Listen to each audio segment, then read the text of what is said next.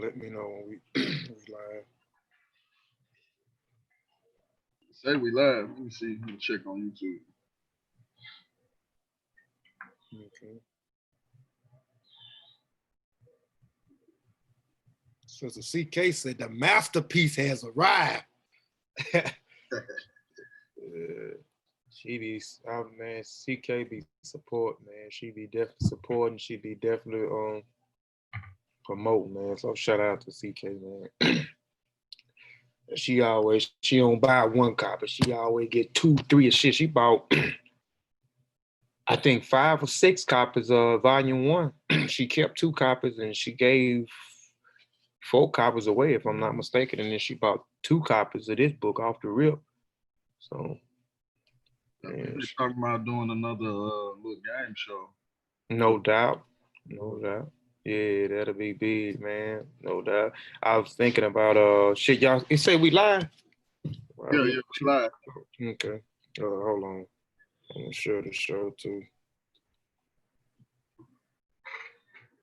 I don't never. I guess I don't never get no notification when we go live. I don't know. I guess cause hold on. Let me share the show. Yeah, y'all share the show too. I'm finna put it on my timeline real quick, and we'll get started.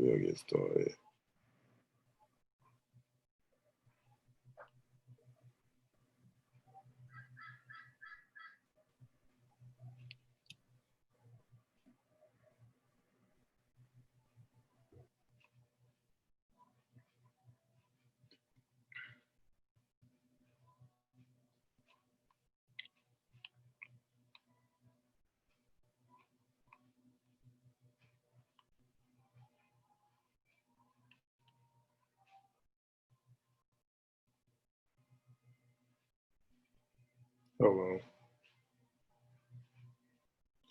All right, I'm just gonna put that on there real quick.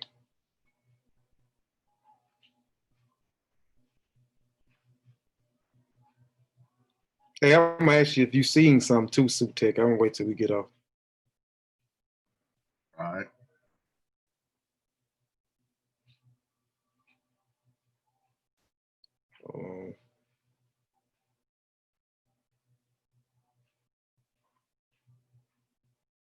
Shit, I'll let y'all gonna share the show, cause I ain't got time to be going through all this, man. When y'all gonna share the show? Or Sutekh, can you share the show? Are you still able to share? Not for 2 more days. Oh, straight up. Oh, okay. Wow, that's crazy. You be sharing your butt off then, I guess. Y'all give us just a second, man. We gonna get started. Yeah, I can't and I don't like how it does this now, man. It doesn't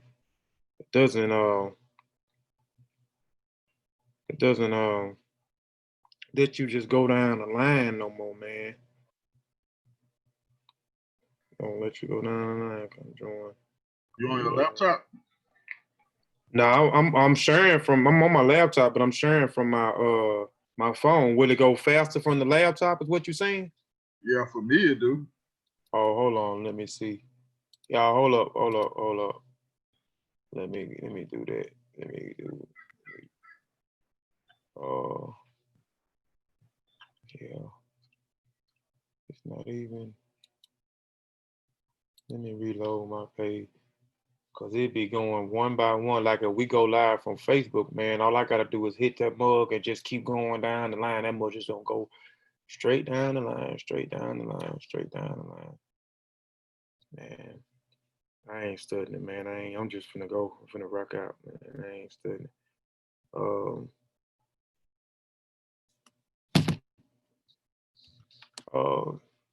Peace and Black African Power. Welcome back to Kofi Piesie TV. We appreciate everybody for joining. First, I want to say I'm looking at the wrong laptop. I got too many laptops open. First, I want to say ETM Hotep, Dua Duau, Dua Aku, Dua Netcher, Fatmu Alafie, Fatmu Riri, Majuba Iba Gungun, Majuba Iba Gungun, Majuba Ibi Lakba, Igungun Kiki, Igungun. I always want to give honor and praises to the ancestors, because without the ancestors, we wouldn't be here. We are our ancestors. Um, I also want to extend honor and praises to the true and living ancestors according to African traditions, because over here we look at everything from an African tradition, from an African worldview, from an African perspective, excuse me. Again, like I said, appreciate everybody for tuning back in. Peace to those that's in the chat. Peace to those that may be looking or viewing this in the archives. We got another great show. We got just about everybody from the Kofi Piesie research team. I'll let everybody introduce themselves, and then we'll get it started.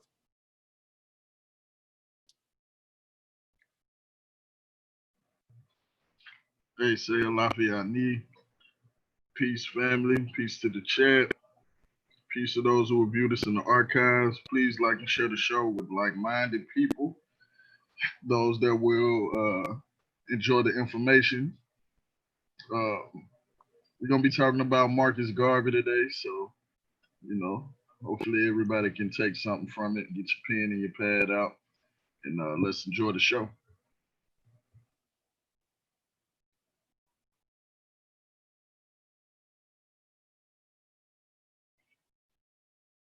Any of your other brothers got anything, man? I'm here. I just was waiting. I took a pause to do the intro. Peace, everybody. Peace to brothers on the panel. And yeah, I can already tell this is going to be a good conversation. So I'm sitting back, cleaning and listening. Peace to everybody. Like, share, support both books if you can, and enjoy the show. Peace, everybody. Peace, everybody. Peace to everybody watching. Peace to everybody who going, watching the archive. Peace to, the squad. Peace to, everybody that support us. This Garvey presentation is real important, especially, building off the, RBG, centennial that, went down last week. And Garvey, he's the foundation for a lot of our, great leaders and teachers. And, I'm just looking forward to the build. Yeah. T'Challa, you still on here, or you away from the I just sent a message in the thing. Y'all go ahead, because I'm training my girl. All right. So peace to everybody that's watching, and look forward to the great information. All right. Well, let's get into it, man. Share my screen real quick. Oh yeah.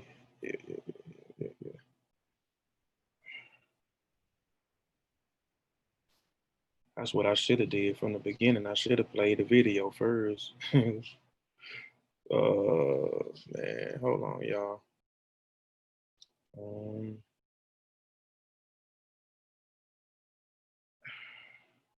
Y'all let me know if my screen sharing. Hey, Kofi. Yep. Yeah. I wanted to catch you before you build. A quick question, if you don't mind. In your build today, will you be discussing things that influenced Garvey himself? You know how I was talking about maybe bringing in organizations that he inspired or had an influence on that don't necessarily get connected, with the two in his name. But will you be speaking on any aspects that inspired him, if you get what I'm trying to say? Yeah, to do what he did. Yeah, I won't be speaking on. I'll be speaking on two family members. I don't know if people mention it, but I'll be speaking on two family members that influenced him, who I think molded Marcus Garvey to be the man who he was. And this was in his blood. We'll get into it, man. But this was, Cool. This was in his blood, man. He was destined to do what he was doing. So. Okay, that kind of answers my question, just the way you framed your answer right there. Okay, I'll go back to silent. Didn't mean to throw you off, but that Oh was no no just no on no my no no. mind You at the good? moment. Yeah. Okay. You good? All right. I'm gonna go back to mute. All right. Yeah. I ain't gonna play the video, man. Like I said, I'm just gonna jump straight into it. Let me go here. All right. Let me make it big. Y'all said my screen sharing, right? Cause I ain't looking on. Yeah, we did. Yeah, I think you blew it up. Oh, I think it's It's blew up a blowed little up. bit too much. I think you gotta go down one. Oh no! That's how I got this slide. It ain't gonna be that big once I get to the next one. It's just a Okay. the cover slide. Yep. Hold on. Yeah. Yep. All right, man. All right. The presentation is called "The Man Who Inspired Many Before the Internet and Social Media." Marcus Garvey. This man did. He's inspired, and you will see why I said this once this presentation is over with, man. But again, a piece to those in the chat. Please like and share the show. Share the show with those that you think that are, be interested in this information. Again, appreciate everybody. Appreciate everybody for tuning in. Again, the name of the presentation is "A Man Who Inspired Many Before the Internet and Social Media." Marcus Garvey. All right, before I get started again, the Spirits of the Mossi, gotta promote Spirits of the Mossi, Volume 1 is on the way to West Africa. So these are just a few pictures. I just want to throw them up here. I'm gonna throw them up here again at the end of the video, but you can see that the books are being packaged, weighed, and now signed and on its way off to Africa again. Both copies are available now on KofiPiesie.tv.com and Amazon.com. Go get both of your copies. If you have volume 1, go get your volume 2. I'll talk a little bit more about that at the end of the video because the promotion ends today. But again, we're talking about our late great ancestor, Marcus Garvey. So I want to give a Hotep Dina salute to Marcus Garvey. So I want to say, so at first I have the Seshew, I have the transliteration, and I have the translation, and I cut off something, but Hotep D Nasut Wusir Neb Jadu Netcher A Neb Adu D F Correct in Kenket Ka Apet Sesh Menket Ket Nebet Nefer Wabet Anket Neter M in Ka Maku Kuru Ma Kuru, which means Marcus Garvey, true of us. It is a king, Lord of Jadu, great God, Lord who gives a verbal offering in beer, bread, ox fowler. I done told that off, man. I done recopy that, but anyway, it's just to honor Hotep Dina Su. It's just an offering to the ancestors. I cut off the entire translation when I shrinked it, but it is just basically giving a offering to our great and late ancestors and ancestor Marcus Garvey, and he has been deemed Makaru, which means true, a voice or being vindicated. So he is a true ancestor. Majuba Iba Mosiah Garvey, which means I pay homage and give honor to Marcus Garvey. I would always put a disclaimer out here before I get started. I am not a teacher, but merely a student sharing information. That information provided is for the educational purpose only. And if you are in doubt, do the research and have it verified by someone qualified. I reserve the rights to change the focus of this presentation, to shut down, sell, or exchange the terms or use at my own discretion. Our trademark, design rights, copyrights, registered names, mottos, logos, avatars, the sigmas, marks used or cited by this website or the property of their respective owners. I reserve the right to add information as it comes available or adapt changes, improve information as it comes available in the future. Input wanted changes, additions, deletions are encouraged. Peace, brother. Exes, peace. Mossi Warrior Clan, brother Azez, fall, peace, brother. Everybody that follows me know this is my saying. As I learn, we all learn. Let's get this culture is another saying. And we must We must not, we must not. That's what you do when you up all night working on something and you have delirious. But we must not let our ancestors down, is what it's supposed to be. We must not let our ancestors down. And these phrases and these quotes, we live by that over here on Kofi Piesie TV. This is where it all begins. So again, we're going to be talking about the great late Marcus Garvey. And this is where it all began. It begins right here where you see the red arrow at it. It begins in Jamaica at St. Anne's Bay. All right, again, another picture of Brother Marcus Messiah Garvey in the Pan-African flag. All right, we're going to be starting Marcus Garvey timeline. So this presentation is going to be around these different timelines right here. I'll try to get through all the timelines. I know I'm gonna get all the way up to 1921. I'm not gonna try to make it too long. It's a lot of information dealing with Marcus Garvey that I want to get people familiar with if they're not familiar with. I know we only touched just the grassroots of Marcus Garvey, but we're gonna go a little bit further in the detail of who Marcus Garvey is today and what he did and why I said he influenced so many. And he did this in the early 1900s without internet and without social media. So the timeline we're going to be talking about is 1887, 1900, 1903, 1906, 1908, 1909, 1910 to 1912, 1913, 1914, 15, 16, 17, 18, 19, 20, 21. So I may stop at 21. I know I'm gonna probably stop at 2021. I'm not gonna go all the way down to 1928. We may discuss it real brief about those different timelines, but I probably won't to show the slides pertaining to those timelines, but we'll just build on it. All right. Marcus Garvey Messiah was born in St. Anne's Bay, Jamaica on August the 17th, which his birthday is tomorrow, y'all. His birthday is tomorrow, 1887. His childhood was deeply rooted in a peasant environment which largely surrounded him. He was described an uncle from whom he sometimes worked as a sharecropper. His own parents also engaged in small-scale peasant farming. Garvey was not a typical peasant experience. However, his father, a descendant of the Maroons. So there you have it with one thing right there. Marcus Garvey's father was a descendant of the Maroons, Jamaican African ex-slaves who successfully defied the slaves regimes, was also anguished him from a typical peasant, and his father possessed a library amongst whom William Garvey developed an early taste for reading. So you can see right here that, well, let's read this and I'll go back to my statement. Maroons, for those that may not know what a maroon is, because it says that Marcus Garvey's father was a descendant of the Maroons.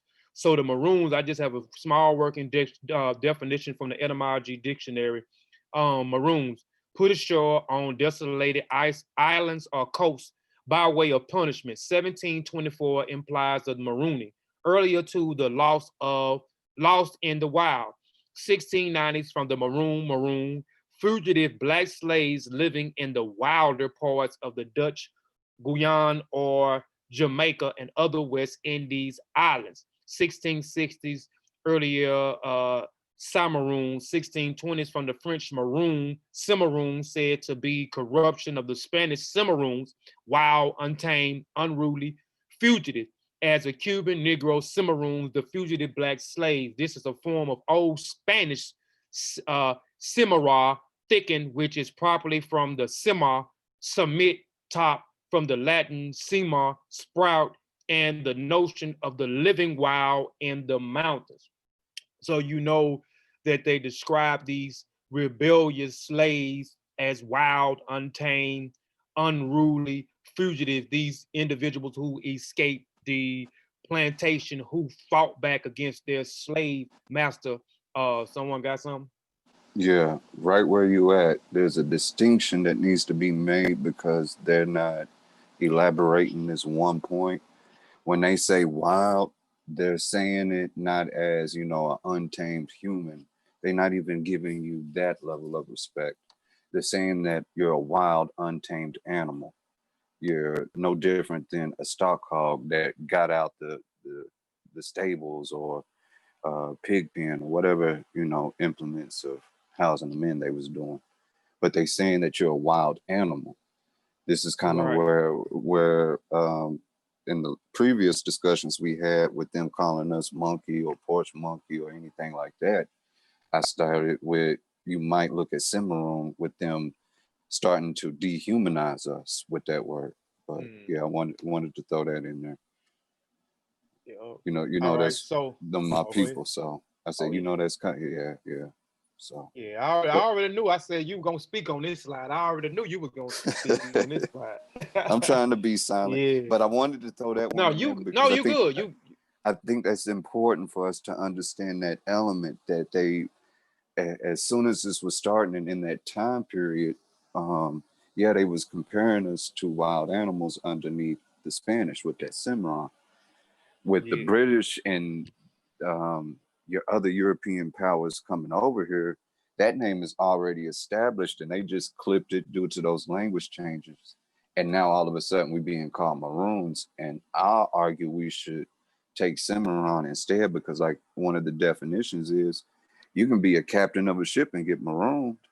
You know what I mean? So that can be looked at the wrong way if we're trying to bring awareness to our plight. But that Cimarron, the more I study it, you don't find it applied to any other group of people on Earth except the Africans and the Americas. So it's a good way to start our story, and it builds into, like it mentioned, Marcus Garvey being of that bloodline, and a lot of our freedom fighters, a whole lot. So right. That's what I was saying a while ago. It's in his blood. When you was asking me, it's in his blood. And but if anybody on the panel, man, feel free. That it's our bill. I presented slides. If anybody got something to say in between the slides or doing the slide, feel free to stop and go in. But like I said, yes, it was his destiny. It was in his bloodline. His bloodline runs. His father was descendant of Maroons. Also, his father was a great influence on Marcus Garvey. His father had possessed a great library, they said he had. So he developed learning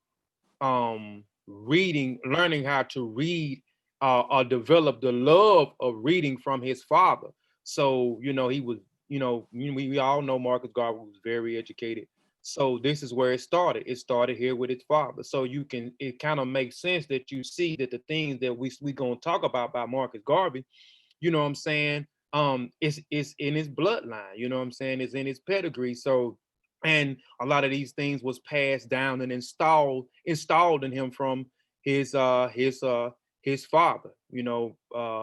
particularly with educating yourself, you know what I'm saying, reading, and so forth, and fighting for what's right, because we know that's what Marcus Garvey did. But let's go on. But those was one of his influences. Here go a picture here, right here. All right. His childhood was characterized by an early adequate elementary education supplemented by a private tutor in Sunday school. His leadership ability seems to manifest himself from a very beginning of his physical prowess, gave him the position of intimacy among his peers. At the age of 14, by which the time he already became an apprentice to a local printer, Garvey left school. 2 years later, he moved to Kingston, Jamaica, capital city, where he obtained work. Before he left, it talks about him a printer. I can't remember his uncle name, but his uncle was also an influence. I thought I had it in this slide, his name. And matter of fact, I'm going to let me see if I can find his name, because I want to honor his. I may have it up here. Let me see real quick. I want to get it because his uncle was also instrumental in his life. His uncle, his uncle prided himself on education as well, and his uncle had an extensive library as well. And Marcus Garvey capitalized off of that and used his uncle's library as well. I had to find his uncle's name and give it to you. I forgot his uncle name, man. Dang, I can't think of his name right now. But yeah, his uncle was also very influenced. So he had two men that was he was greatly influenced by at an early age, which was his uncle and his father. But let's go on. Local printer Garvey left school 2 years after he moved to Kingston, Jamaica, capital city, where he obtained work. By the time he was 18, he had achieved what he later described as an excellent position as a manager of a large printing establishment. This was an outstanding achievement, making Garvey their youngest foreman printer in Kingston at the time. And you can also tell as we go farther along in here that Marcus Garvey, man, he influenced everybody, man. He influenced everybody that he came in contact with, and he was a leader. You know what I'm saying? Everybody can't be a leader. You know what I'm saying? You got some people have to be, you have to have followers, and he was a leader. And some people that think they can lead cannot lead, but he was a leader naturally. So you'll see as we get further along in the presentation. Garvey's youngest foreman and printer in Kingston, and at the time when many foremans were still being imported from Great Britain and Canada. Participation in a strike during which he consent to leading a worker despite assurance of favors from management cost him his job. He then obtained new employment with the government printer. So you can see right there that maroon spirit coming out of him right there. Things weren't going right. Marcus Garvey left St. Ann's Bay at an early age at 14. He moved to Kingston, and then he moved up in the company that he worked for, and things wasn't going right. And he helped, with this strike that was going on. So things went right. So you can see him right there fighting for what's right there. And by him fighting for what's right, it ended up costing him his job. In Kingston, Garvey quickly immersed himself in an intellectual and political life in the city. By 1909, his political involvement had brought him into a national club organized by a lawyer and legislative council. Member Sandy Cox, Garvey said, elected one of the assistant secretary of this club, which sought to combat privileges and the evil of British colonization on the island. In 1910, Garvey embarked on the first of the many wanderings in the foreign land. He went to Costa Rica, where he worked for a while as a timekeeper on the United Fruit Company banana plantation and as a laborer on the pier of Port Lemon, edited as a paper. La Nacho harassed West Indians laborers working there, were arrested for the urging workers to fight for better conditions and eventually expelled from the country or left to escape authorities. So you can see here again, he left St. Ann Bay, he went to Kingston, right? And he left at the age of 14, I think at the age around 18, he got promoted into management, blase, things went right. He helped with the strike, which cost him his job. He eventually moved, he moved on, right? And he moved on to Costa Rica. And, he was a journalist, right? So things wasn't right there. And, he went on to fight against what was the conditions or whatever was going on right there. And he was eventually expelled from the country. So he escaped from authorities there. He continued for the next year or so. He wandered through Latin America, going to such places as Panama and Ecuador, where West Indies workers had migrated in large numbers in search of work. He observed the universal degradation of Black races, word intermittently to finance his travel, starting another small paper in Colon, Panama, and agitated among Black workers. A Black worker in Colon at the time members meeting Garvey around 1912 as he addressed the predominant of Black Colon Federal Labor Union. There is a possibility that Garvey may have stopped briefly, perhaps a transit at a seaport somewhere in the United States during this period. From Central Africa, Garvey returned briefly to Jamaica. So now he's back into Jamaica by the autumn of 1912. Underrated by a lack of money, he was in England, where he also survived with his sister. So once he returned back to Jamaica in 1912, he eventually left and he went to go to England. He moved with his sister in England from 1912 to 1914. And some of these ideals here and some of the people he met while he was in England and some of the things that Marcus Garvey did influenced him for when he moved back to Jamaica in 1940. So we know in 1940, something happened when he moved back to Jamaica. When he moved back to Jamaica in 1940, something was put together in 1940. And we'll get to that, where his only surviving sister, India, was working as a government. And I think his mother and father had, and I could be mistaken, I think they had like 11 children. And I think Marcus Garvey and his sister was the only surviving child that they had. So that's why I'm saying surviving sister. And it was working as a governess in England and to indulge his love in public speaking at the Hyde Park Speaking Corner. So let's start right there. It says in England, he indulged in his love of public speaking at the Hyde Park Speakers Corner, was a regular visitor of the House of Commons. So right there, I had to verify this information right here, Hyde Parks. And a lot of you that may be familiar with Column L's Titans Talk TV, right? It's a YouTube channel that is his base, Column L's based out of the UK in London. So now let's go here and I'll come back to that slide. So for people that may not know, Talk Titans TV. A lot of people know what Titan TV is. Like I said, it's based out of London. And I used to watch this show, especially when I first, I can say, became aware back in 2012.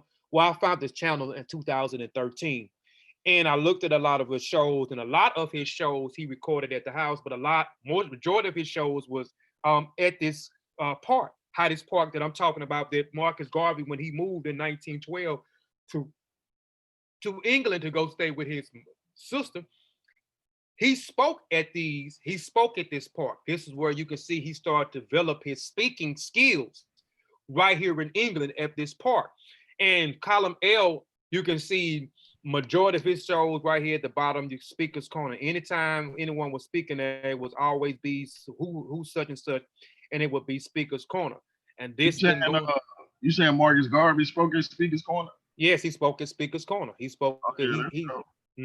So yeah, and I actually just found this out like last night. I read about this, all this information I read about Marcus Garvey years ago, but putting it together, I forgot about this. I read the speaker's corner, but I never did. I put 2 and 2 together last night. So, and then I verified it today, and I verified it last night to some people because I didn't know exactly what part it was that Column L was videoing his footage at with these individuals speaking. And so when I verified it, so it's the same park that Marcus Garvey actually spoke at. And I think maybe a year, I could be mistaken on this too, but I think I heard maybe like a year and a half ago, they stopped them from gathering at this park, but they've been gathering at these parks, man, since the early 20s, man, the 1920s, man, or probably even possible earlier than that. And Column L, I shout out to Column L for continuous that, or actually, I ain't gonna say continuous, that were actually capturing that and putting it on his YouTube channel for us to see. And you know, we got to know, got to know a few people that I like. Sarah Garvey, you can see right here as well. Sarah Garvey. You know, a lot of people that know in the community knows from Off the Talk of the Titans, because he was on Speaker's Corner, where he was at the Speaker's Corner a lot, where he, you know, he conversated or spoke against these individuals, whether it was a Hebrew, whether it was an Arab, and a lot of the Arabs over there, the Muslim, man, his brother got threatened a lot for him exposing a lot of the Islam information. But yeah, he spoke at that same part that Calamel videoed his speaker corner at, man. So, if you didn't know, now you know. So let's go on back. Yeah, Sarah was one of the ones that like influenced me to go in on the history of Islam in Africa. So yeah, it's a big influence, man. Shout out to our brothers in the UK. Yeah, shout out our brothers in the UK, man. So right, and so again, it says in England he indulged in his love of public speaking at the Hyde Park Speakers Corner. You can go verify that if you want to go verify that. If you say Brother Kofi Piesie is lying, Marcus Garvey did speak at the Speakers Corner, which was at this park that they hosted the Speakers Corner. So, and it was a regular visit at the House of Commons and worked for Africa Times and the Oriental Review as the foremost Pan-African journals of the day. So again, for people that don't know, if they didn't know, Marcus Garvey was a writer. He was a journalist. He was an intellectual. He was an intellectual. And again, it started in his household. It started with his father. It started with his uncle. So, shout out to Marcus Garvey, uncle, and shout out to Marcus Garvey's senior. Garvey said later that he attended some lectures in law at Burbank College of the University of London. So he did attend some lectures, and he attended Burbank College. I hadn't found any information far as him graduating, getting any type of diploma or certificate farther as law or philosophy. He also took philosophy there. So I hadn't seen any records or found anything saying that he has a degree in law or a degree in philosophy.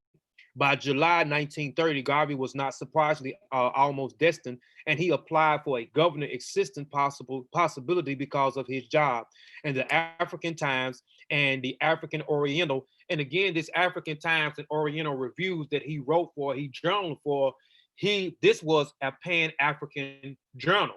We have a Pan-African journal now by our great Mossi warrior brother and founder of the Mossi warrior clan, Benjamin Njie, with his Killmonger's Corner, the Pan-African Journal, Volume 1, and we have a Volume 2 that's coming out real soon. He doesn't have a date on it. He's actually working and putting it together now. Some of the brothers on the panel from Kofi Piesie research team has articles in that journal. Myself, I have a nice journal in that in there. I think y'all gonna be, I think y'all gonna appreciate that. Shawn has one, and T'Challa Bangara has an article in that Pan-African journal. But here in England, they had a Pan-African journal here that Marcus Garvey worked for. It was called the African Time and the Oriental Review. However, his articles for the magazine was published in the October issue. He was able to eke out an existence for almost another year. This brother at the bottom that y'all see down here at the bottom, his name is Deuce Muhammad Ali. He is the founder of this African Times and Oriental. He's a Muslim, so you see Oriental reviews. So, it not only deal with African culture, African timelines, African history, etc., and African politics, economics, and etc. It also deals with Asia. So, he's a Muslim, and most Muslim, I think he might have been a Moor too, if I'm not mistaken, but I know he was a Muslim. And they believe that the black man is the Asiatic black man. So he had to have that in there. Nah, I'm not in England. Everything is everything. Peace. Peace. I am Sosa. Peace. Tamika, Mikhail, right, and others that's in the chat. CK, Sister KK, peace. We shouted you out earlier. Sister Lakeisha, Don, Queen Cheetah, peace, sis. Shawn, Tankhead, Cosmic Thought. Shout out to my Mossi warrior brother Zed Fields. Peace again. And those that's not coming and that's watching now. But yeah, this guy, Deuce Muhammad Ali, he was an Egyptian / British actor and a journalist, with the help of John Eldridge Taylor. So he founded this Pan-African journal, this magazine publication that Marcus Garvey struggled and worked for. And it was said that Art Nassau and Peace coached one time, Peace brother, Peace. He also influenced Marcus Garvey speaking skills or his public skills. So, and Marcus Garvey was influenced by this individual. And I think one of the phrases of the UNIA might have been influenced by this brother, Deuce Muhammad Ali, that he worked for. By May 1940, when he was probably again without employment, the anti-slavery and abolitionist protesting society interfered on his behalf, dispatching him on a colonial office with an offer of a contribution from the society if the colonial office would put up some of the money to repatriate him back to Jamaica. Early in June, the societies informed the colonial office that Garvey managed to do without the generosity of these two agencies. However, he succeeded in raising his fare home and left again on June the 17th, 1914. So you can see Marcus Garvey, man, between the age of 14, man, he traveled to numerous places before he even got to England. And even before he even got to the United States, he has traveled a lot of places, and by him traveling, he was influenced by a lot of people, and the things that he saw dealing with the black man, the black woman, and child, which sparks his interest for the things that's about to take place once he get to the United States, but not even before he get to the United States, till when he gets back home in 1914. So again, you see he's going back to Jamaica in 1914. So great. Garvey's first journal to England was the greatest importance for his career. The working of the British democracy made a lasting impression on him, and like later generations of the visitors from the colonized world to the metropolitans, he noted that the contrast to the autocracy, which is very same colonized, maintained, and their colonizers maintain in their tropical dependency. He was offered to call in the year to enhance his already wide knowledge of the worldwide suffering of Black people. So like I said, he had already been to numerous places, man. He left St. Ann's Bay, Jamaica, man, at the age of 14. You know what I'm saying? So he's been to a few places, Kingston's, he went to the Ecuadors, Panama City, a few other places that escaped my mind before we even get to England. Then he gets to England.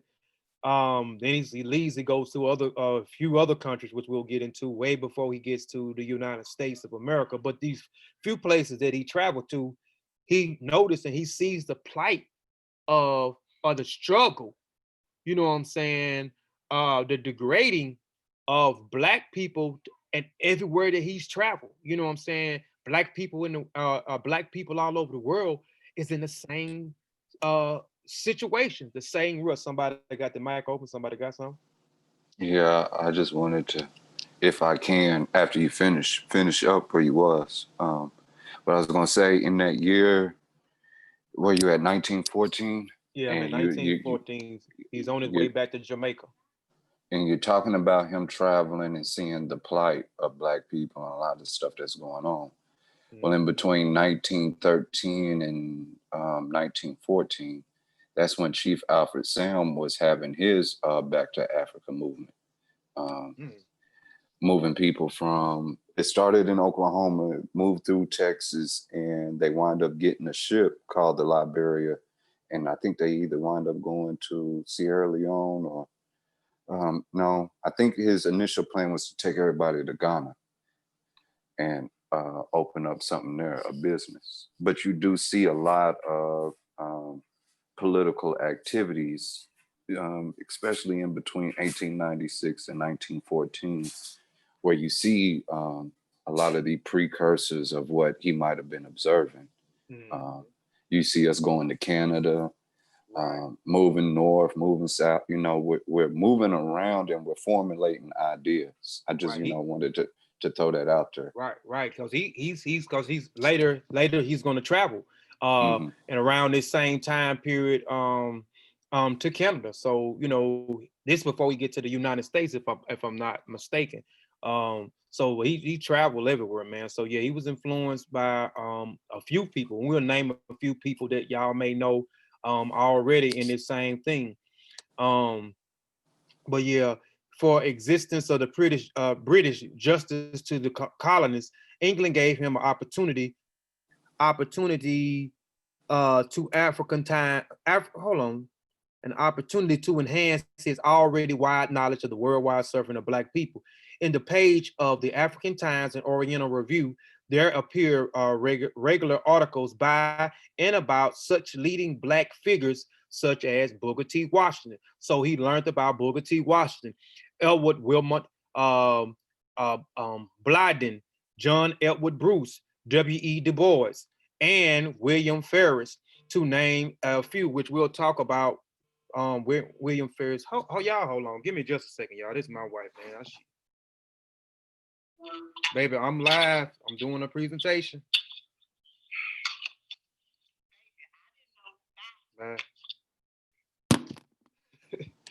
Go ahead. Somebody got something? Oh, I was gonna cover for you while you was talking. My bad. Oh, nah. I was gonna throw out something to cover while you said hold on. But go ahead. All right, William Ferris. Remember the name William Ferris.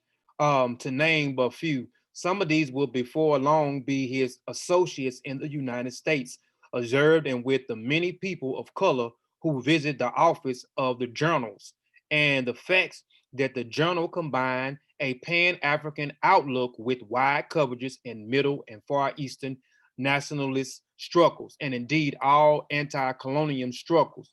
Contributions further to Garvey's growth and influence his future outlook. So he learned about these things also while he worked for the African Time and Oriental Review magazine, this Pan-African publication, and they wrote on various topics dealing with Pan-Africanism, dealing with Africa as a whole, colonialism, economics, and so forth. Even he learned, like I said, he learned about these individuals that I named, because this Pan-African journal that was based in Europe also, he learned about these individuals. Booker T. Washington, like I said, and some of these individuals he met when he got to the United States. Garvey arrived back in Jamaica on July the 15th, 1914. So now he's back in Jamaica from England, right? So he was in England from 1912 to 1914. So he was there roughly 2 years. His head bristled with ideals of making a living and founding a racial movement. To secure the former, he tried selling greetings and condolence cards and monumental tombstones.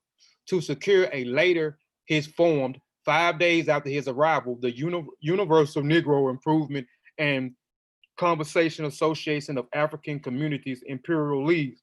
The title bore testimonies to the enlarged visions brought about by his travels and fear possible extinction in the regards he wrote.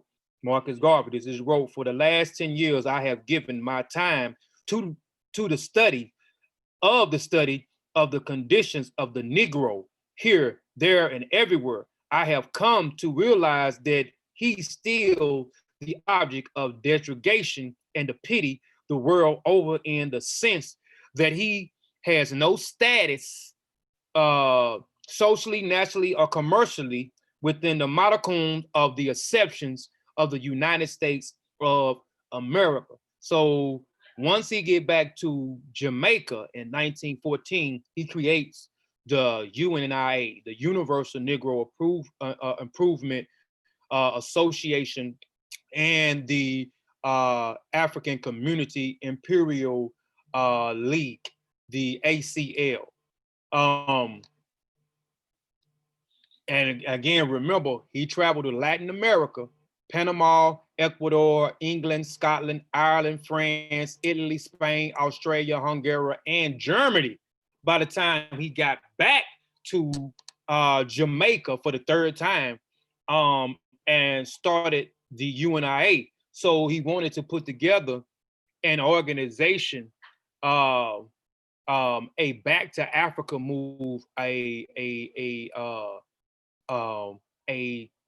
organization that unified us for a greater cause to fight back or rebel against our oppressor, to put us in a better position. So, like I said, these places, Panama, Ecuador, England, Scotland, Ireland, France, Italy, Spain, Australia, Hungary, and Germany, he's seen those same plights of Black people everywhere. You know, no matter where he went, hey, we were still being beaten, we were still being marginalized, we were still being insulted, we were still being degraded, we were still being ostracized, and so forth, man. So he put together the UNIA.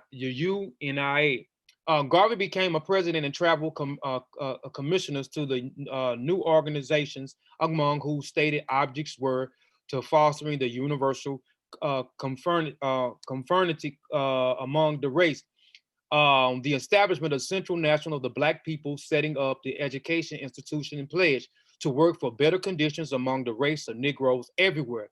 Amy Ashwood, whom had he met a weekly meeting at the East Queen St. Baptist Literary and Debating Society, became his secretary. It's supposed to be his secretary. The associate was formed, she said, on the second meeting. A few days later, the inaugural meeting took place in the College Hall. Kingston resided over the mayor of Kingston. Recruiting was slow, though Garvey worked tirelessly to succeed in establishing himself in the minds of many as agitator and a nuisance. And Amy Ashwood would be Marcus Garvey's first wife. So later on, she became a secretary. She was the secretary there, and she would later come to the United States, where Marcus Garvey will eventually go, and she became his first wife. And during the first year of Marcus Garvey setting up the UNIA, you know, it was a struggle for him, especially get recruits or getting members to join. But that's all going to change. By March of 1916, Garvey's sense of a mission, his conviction that he had been called upon to emancipate his race, had developed an uncanny degree. Shortly before leaving Jamaica, he had written in the letters of Robert Rushing Modem, Booker T. Washington's successor as Tuskegee, I am now talking with a man with a mission from the high God. Now, prior to that, 1960, 1915, right, Marcus Garvey was supposed to go to the United States, but that year, Booker T. Washington died. So he didn't get a chance to go because Booker T was bringing him to the United States. But in 1915, that trip got halted. So he did not make his trip to the United States in 1915. But later, through correspondence and letters with the successor of Booker T's, who took over his institution, the Tuskegee Institution, Robert Rushing Morton, he was in 1916. He arrived in the United States. Jamaica will be main field of the exertions. He had nevertheless already mapped out the course he was to follow over the next few years. He wrote in the same letter, I have many large schemes on my mind for the advancement of my people that I cannot expose at the present to the public. As such, a case of my hope to the immediate success would be defeated, as my enemies are so many, and they are ever anxieties of misrepresented me. I have firstly to find a press of our own and to get some working started, so as I demonstrated. So this is what he's talking to the successor of Booker T. Washington. Once in the United States, again, like I said, in 1916, he eventually arrived. He was supposed to go in 1915 out to the United States. Booker T was bringing him out, but due to Booker T dying that year, that trip halted. So he waited to 1916 to go to the United States. So once in the United States, Garvey found lodging with the Jamaican families in Harlem. Now, his mission was, and I don't know if I got this on a slide or not. Like I said, I can't remember. Some of the stuff I had already did earlier, and I finished it up last night, early, some before the show got started. But for those that don't know, Marcus Garvey was trying to get to the United States, also to go on to raise money. He started the UNI in 1914, right? Oh my God. 19 to start the UNIA, right? So he wanted to go on a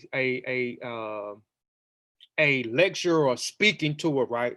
And it was to raise money over here in the United States. So he was going to tour over here to raise money.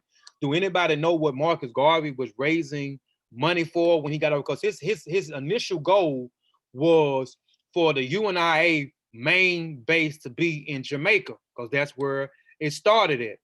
And he went on this speaking or lecture tour, right? And he wanted to raise money. And his initial goal was to be in the United States for 5 months and to raise money to take back to Jamaica to start. Anybody know what he was raising money for? Anybody on the panel or anybody that's in the chat?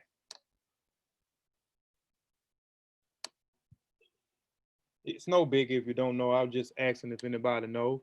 I'll give a second for anybody in the chat. Anybody in the chat, anybody know what Marcus Garvey was raising money for on his speaking tour over here in the United States?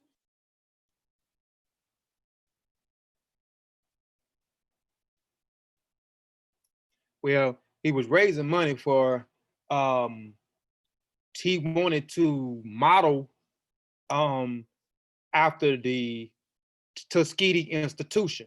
So he wanted to start a school over there that modeled the Booker T's Tuskegee Institution. So he was going over there to raise money to go back to Jamaica to start a school over there. Nah, it wasn't a boat yet, sis. It wasn't a boat. Yeah, but it was to start a school. He wanted to start his own Tuskegee Institution. I don't know what he was going to call it, but he wanted to start a school and model that school after Booker T. Oh, did I finish? Okay. So Jamaica families. Once he got to the United States, Garvey found lodging with a Jamaican family in Harlem, and he obtained work as a printer. So he always was doing something, whether he was writing, you know what I'm saying, or he was always with some type of magazine printer or journalist company, and saved enough to start out of his own fundraising tour through the States. Marcus Garvey was influenced by Herbert Harrison. At the night, he would speak on the streets corners, much like he did in London Hyde Park. It was then that Garvey perceived a leadership vacuum among people in African descent. So, you know, he was very influential. So no matter where he went, you know what I'm saying, he was, like I said, Marcus Garvey was just a natural born leader. And he influenced, he influenced so many people that he was around.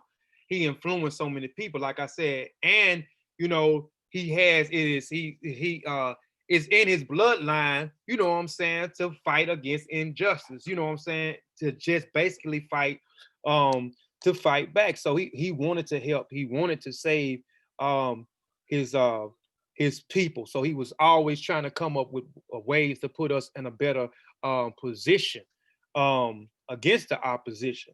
So yeah, so he became a natural born leader right here. You can see, you know, he had heavy influence when he went to Kingston. He had heavy influence when he went to South America. Before he got kicked out of the country or fled the country, when he was working for the Kingston magazine, when he left San Anna and with the Kingston magazine, and he helped with the strike, and he got fired for his job or whatever. Somebody got something. They got the mic open. Oh yeah. I just wanted to add, like, for everybody who want to know more, you know, about like Hubert Harrison, just read. I think the two books I got is When Africa It's When Africa Awakes and the Negro and the Nation, because it's kind of funny because they call him, you know, the Black Socrates. I kind of feel like, you know, at this point we probably would have to, you know, rename him because he would be probably closer, you know, to like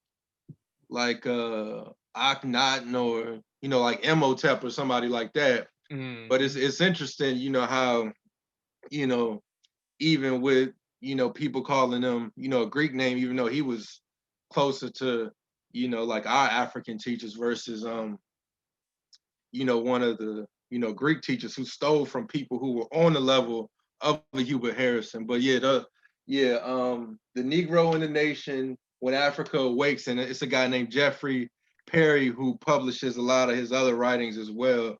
So, you know, for people who don't know about Hubert Harrison, they really got to read his work. He's real powerful. That's it. Yeah. Yeah. Excuse me. Yeah. Yeah. I don't know a whole lot about Hubert Harrison. I know a little bit about Hubert Harrison. I don't read a little bit about him. I said I was gonna have to get back into him and read more of his works and read more of what people thought about him. But yeah, he was Marcus Garvey was definitely influenced by him. And he invited Garvey, you know, him and Garvey was friends. You know, he invited Garvey to some of the mass meetings at a Bethlehem AME church that was organized by him. I think it was the Liberty League, if I'm not mistaken, Harrison Liberty League, if I'm not mistaken. But yeah, he was heavily influenced by, Marcus Garvey was heavily influenced by him, and they was friends also. By June, he was lecturing in Boston, and by November, demonstrating again the amazing mobilities which had characterized his Central American and Europe visits. Among other places, New York, Boston, Philadelphia, Pittsburgh, Baltimore, Washington, D.C., and Chicago. He had also met a goodly number of predominant national Afro-American leaders. Among them were John Edward Bruce, whom he called the true Negro, a man for whom he had the strongest regards. Dr. R.R. Wright Jr., Dr. Parks, Vice President of the Baptist Union, Dr. Treatley of the Methodist Episcopal Church of Philadelphia, Reverse J.C. Anderson, and who described only the beginning of the Queen Church. Why we mentioned the Methodists, and Marcus Garvey was a Methodist, and then later on he became a Protestant. So Marcus Garvey, for those that may not know, Marcus Garvey was a Christian. He started out as a Methodist, and then later on he became a Protestant. Episcopal Church of Philadelphia, Reverend J.C. Anderson, who he described only as being a Queen Chapel. Miss Ida Wells Barnett of the anti-lynching fame magazine editor, Finch Johns and William H. Ferris had been an agent for and regular contributor of the African Times and Oriental Reviews. Ferris had and once written an article for the magazine, and in which he praised Marcus Garvey. Now, again, this is the Pan-African Journal that Marcus Garvey wrote for when he was in England between 1912 and 1914. That was founded by this Muslim guy, Deuce Muhammad something. I can't remember his last name. And William H. Ferris knew about Marcus Garvey, and he wrote about Marcus Garvey in that same Pan-African Journal magazine or publication. October 1913, the article, which had appeared a few months before his, Ferris was later to edit Garvey's Weekly Negro Worlds from 1920 to 1930. So the individual, Ferris, became good friends with Marcus Garvey. He knew about Marcus Garvey. He wrote about Marcus Garvey. And then later on, in 1920 to 1923, he became the editor for the Marcus Garvey newspaper. I think it was the Negro World, and I think the Daily Negro Times, if I'm not mistaken. And in 1918, when Marcus Garvey put out his Negro's World and Daily Negro's Time, his papers. He wrote them. He didn't make any money off of those, so he gave those away for free. He would put them up under people's doors, so he made no money from doing it. So a lot of the work was done for free between 1918 up until about 1920. Now, and in the Ho's variety office within the UNIA, he became a high officer within the UNIA. This is William H. Ferris.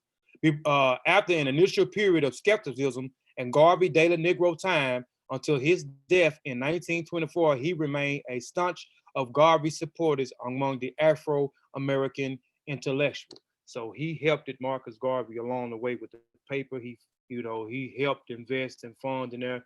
This is a picture over here on the left of William H. Ferris, and just a picture of the Negro World paper right here, the Great World Conviction of the Negroes, members of the race from all parts of the world to assemble at Liberty Hall, New York, Sunday, August the 1st at 10 a.m., the biggest and the most representative symbol in history of the race. Constitution of the Negro Liberty is to be written. So this is just one of publications from the new Marcus Garvey Negro World, the Honor Marcus Garvey World Fame Orator Liberty Hall. All right, in May 1917, Garvey and 13 other forms of the first UNIA division outside Jamaica and began advancing ideals to promise social, political, and economic freedom for Blacks. On the 2nd of July, and east of St. Louis, riots broke out, and on July the 8th, Garvey delivered an address titled "The Conspiracy of the East St. Louis Riots" in Lafayette Hall in Harlem. During this speech, he declared the riots was one of the bloodiest outrages against mankind. By October, rancor within the UNIA had begun and set in, and split occurs in Harlem division. And with Garvey enlisting to become a leader, although he staunchly held the same position in Jamaica. So they began to form the UNIA. Go ahead, somebody got something? Yeah, you just mentioned a riot. What year was that? 1917. Okay, this was which one? St. Louis? Yeah, this was like around the same time that the UNIA was formed in the United States. Now it was formed in Jamaica in 1914. Then it was formed a year later after Marcus Garvey made it to the United States, and his initial goal was to be here 5 months in the United States, but he ended up being here for years. But go ahead. Oh, no, I was just wondering. I'm away from my computer and everything, so I'm listening and thinking. But while you said that, I got to thinking of the Elaine massacre, and I think that's Arkansas. Yeah, Elaine massacre in Arkansas. I think that's 1919, and that set off a lot of waves of activity as well. So I was wondering if Marcus Garvey may have had awareness of that, and if that inspired him to, get going. When you said that's St. Louis, right? Yeah. So I just wanted to get the year again because I can't see that this. Was 1917. Okay, I've been walking around with my phone in my pocket, so I can't really see the slides talking through my headphones. So my bad. All right. In May 1917, Garvey and 13 others formed the first UNIA. Like I said, a UNIA division. This was like a year later outside of Jamaica, and began advancing ideals to promote social, political, and economic freedom for Blacks. On the 2nd July, the East St. Louis riots broke out.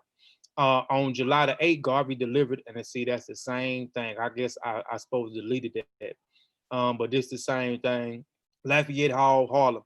During the speech, declared a riot was one of the, I already went through that, but we'll go on to the next. Once Garvey had decided to remain in the United States, he moved on with renewed vigor. The UNIA was incorporated under the laws of New York on July the 2nd, 1918. On July the 31st, the African Community League, the ACL, no, I mean the African Community League, that's not the ACL, African Community League, yeah, it is, was incorporated as a business corporation. A month or two later, the Negro Worlds appeared destined to become the most widely circulated of race papers and a bane of European colonialism. Garvey initially edited it. The earliest issues were distributed free by being pushed under people's doors in earlier hours. So like I said, so, and this is one of the papers here, Negro, another one is Negro World's papers, honor Marcus Garvey, pleas for unity in the race. Let people, let's put it up, let's put it over. So some of them, I started reading some of those old Negro World papers. If I can remember the site before this thing over, I put the site on where I got some of these, where you actually can go, they archive some of these papers. You can actually retrieve some of these papers and look at these papers for free. I got to remember the site. It's on my other laptop. I'll grab it here in a little bit. Another of Garvey's ventures was the Black Factories Corporation. His plans called for creating the infrastructure to the manufacturers, every marketable commodities in every big U.S. industrial center, as well as the Central America, the West Indies, and Africa. Relating endeavors including a grocery chain, restaurants, publishing houses, and other businesses. Garvey businesses, a shipping line, the Black Star Line. It was founded in 1919. The shipping line was designed to transport products from his business, Negro Factories Corporations in 1920, passengers between the U.S. and the Caribbean and Africa. Factories, the Negro Factory Corporation, we know the grocery train lines, the restaurant stores, the public houses, and other different businesses. Giving times, factories would be set up to produce in the U.S. and abroad. Universal Liberty University. The UNI brought Liberty University in Clamors, VA in 1923. So they bought a university. Garvey was in the industrial training school like the Tuskegee Institution. Again, when he was initially to be in the United States for 5 months to raise money, he actually wanted to open up a school, industrial training school in Jamaica, modeled after Booker's T. Tuskegee Institution. It's graded what runs the Black-owned factory. So these are some of the things that Marcus Garvey did and he wanted to see get accomplished. By June 1919, the membership of the organization had grown to over 2 million. I'm gonna read that again. It says by June of 1919, the membership of the organization had grown over 2 million. So by 1919, you had 2 million members that was a part of the Universal Negro Improvement Association. By August 1920, you had, UNI claimed for 4 million members. So not even a year later, in 1920, it grown 2 more million, which was a total of 4 million people by 1920. This is without the internet. This is without social media. This man got 4 million members. Wow. That's something to think about, man. This man had 4 million members. Man, his influence was not just in the United States, man. His influence was globally. Somebody open their mouth. I mean, they might. Yeah, that's amazing. I've been listening the whole time, but that's amazing. Given the time period that we're talking about. I mean, you just dropped some jewels on us about the Spanish flu. Now, when was the Spanish flu? Around almost the same time. Because the Spanish flu is 1918, ain't it? Yeah, around it's almost the same time. It was almost around the same time, 1918, yeah. So during a pandemic. World War I. Yep. Mm-hmm. Right. All of this is going on and what this great African man is doing. Yeah, pandemic, World War I now. Pandemic and a World War I now. World War Exactly. I. Exactly. We can't leave that out. We're talking about a world war. First World War. And we, you know, I just want to put that in perspective too, in case people really not thinking about it, that we now revisit in a time where you got, you know, you got something to worry about as far as a disease and all of the crazy conspiracy theories. And this man rose up at a time where we had disease and conspiracy theories, and he has millions of people still getting down with him. Right. Right. You put all that in perspective now. I wanna open my mouth. Go ahead. Voss. All right, peep this, y'all. I want to play devil's advocate with everybody's brain for a minute. I don't want to take away from Garvey. I don't, but I want to play devil's advocate. We have to make this point really, really drive home with people. A big element in why you're going to see those large numbers, at least through my perspective, is because we knew what we needed and who we was in higher numbers in that time period as well. And we was also isolated. You got to remember, this is pre-segregation. So we knew what our agendas was, what our plight was. We knew where we was, and we just getting that little bit of inkling of freedom to start making decisions and planning making. So yeah, look what happens when you collectively working. Overnight, you got millions without the aid of the highest forms of technology. And you see this repeatedly. You know, you brought up, okay, well, this was at the time of the Spanish flu, but what do you think his grandparents was doing when malaria and all those other diseases was running amok through the Americas? Y'all get where I'm going? You had smallpox, but you still got what? Sebastian Limber, you got King Miguel, and you got all these small pockets. Kofi keeps saying one place that every time he say it's like, oh, I want to say something. He keeps saying Panama. We don't know how important the African American history is in Panama. Like, that is the first damn near bullet in the war and the strongest shot yet to be heard, and yet we don't even speak about it. But let me chime out. So I wanna ask you something on that, Vassal. To your point. So I'll call you back. You bring up a very interesting point about, you know, dealing with Panama, and dealing with just other areas here in the Western Hemisphere that play, because as African Americans in the continental US, we kind of thinking of everything like, you know, we really not paying attention to how our revolts and things really got started. I'm not saying as a whole, I'm saying most of us really are not thinking about, like, because I've been on plenty channels, I've read plenty of people's, you know, works that they putting out, and Panama specifically, dealing with Venezuela, dealing with anything south of the continental US. If I read something from someone that's born here in the States, they're not really highlighting where our influence comes from during this time period. And I wanted to say, Kofi brought up social media. I feel like social media, yes, we can get the word out about our works that we dropping. You know, oh, we dropping volume 1, we dropping volume 2, we dropping this. I'm putting out this book, I'm putting out that book, and that's great.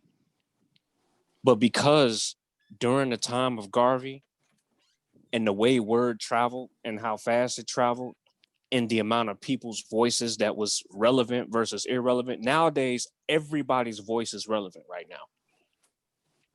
You see what I'm saying? So it's like you got pandemic, and then you got all of the idiots. Their voices are relevant in the minds of people around them. And they have these hundreds of thousands of subscribers and followers. And they're able to have thousands of people watching their videos at one time. And that's success in today's world. But back then, Marcus Garvey had millions of people in line with what he was thinking on the same page. And you know what I'm saying? It wasn't like 2 million of those people was trying to go out and make a voice and spin off and, like, you know, say something that's completely out of, you know, sideways to the movement. You know what I'm saying? I'm not saying there wasn't no crazy fools back then, but is just that social media allows for idiots to be relevant, while to which makes it harder for us to even do anything to even touch the tip of the iceberg compared to what the brother did. It's a distraction, and it allows them to just have a voice when they shouldn't even have a voice. Right. Yeah. Like if I could chime in real quick. Yeah, go ahead. To kind of bring everything full circle.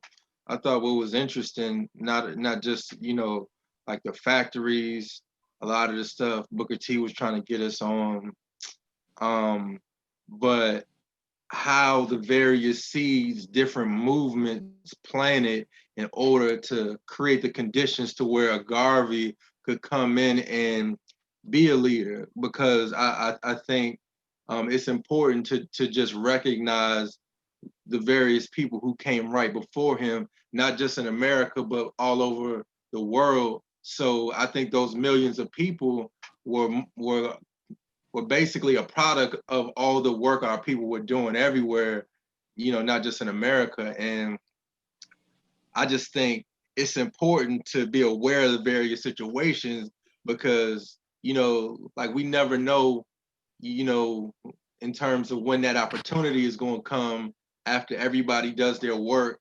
And then all of a sudden you have a mass movement because the various movements, are successful, then boom, you get a large mass movement. It might be in America, might be in Jamaica, might be in Panama or wherever. But I just think it's important for us to use social media to start to really connect various movements. And then when you want to create a factory or a trade line, and even the stuff, we doing with, sending the books over there, then when something is happening, instead of a small country or a small island, you get in like a whole region to react to something. And then we can start to really move versus people feeling like they isolated. So like, I just think, the points y'all raised, were really good because it's important to not only, appreciate Garvey, for what he did, but just appreciate everything that was around him that contributed to creating the environment so that he could build the UNIA and the ACL and the various movements. Yep. With Go ahead. us having this gift, right? We get to examine all these beautiful things, and that's not to disregard all the pains and hell that our ancestors faced in this time period. Has anybody thought about doing this, to re-examine what was going on with Haiti in particularly at this time period? Let's say from 1860 to 1920, a 60-year time study, and see, if we can dig out in this story how they even attacked that even more than ever, because just like this started with, he was descendant of Maroons and warriors spirits, people who fighting for their humanity. We're sitting here today daydreaming of having our own nation, a black nation, a black dollar. Well, it's highly possible to say that Haiti might have still had strong remnants of its first idea of self being formulated still at this time frame. If you see us building all these connections and creating this empire, a black empire, let's go beyond nation and say we had the potential to build a black empire, we just didn't see it. Can we re-examine that time period to find what we need to implement today? And just like you said, use social media and use these tools that we've learned in the past or from the past. Look at today's plights and see the similarities. How can we say that what they was doing in those pandemics or epidemics that they faced in their areas with diseases any different than our little young warriors and warriorettes when they say, man, F this system, is thug life, and I ain't worried about Corona right now. I want to live. They're not saying they want to be bad, but what they're really trying to say is I want to live and no one's going to take that from me. That's a big part of that war going on outside that we leaving out. which was the same war that our ancestors was fighting in these time periods. I don't want to take away from Garvey, but that's just what I'm thinking, listening to everybody. So I thought I'd throw that out. All right. We almost done with this live, man. Well, we are back by June 1919. The membership of the organization I already did it. We talked about how we grown from 3 to 4 million. I'm gonna show a chart in a minute too. I'm gonna show you all how many chapters he had set up all over the world, but we'll get into that in a minute.